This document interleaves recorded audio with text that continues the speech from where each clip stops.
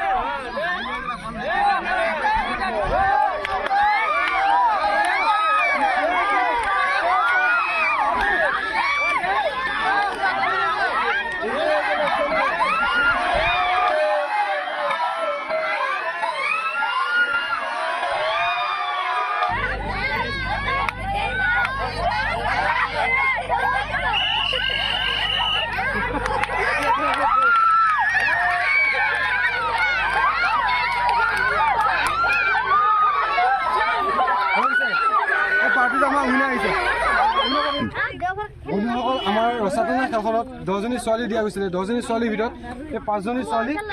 ৰসাতল টানি পাৰ কৰাই নিছিলে ঠিক আছে আমি গোটেই 5জনীকে গিফ্ট এটা কৰি দি আছোঁ প্ৰথম আপোনাৰ ওপৰতে আহিব লগতে চিপছৰ পেকেট এই 5জনী ছোৱালীক আমি সমানে গিফ্ট কৰি দিছোঁ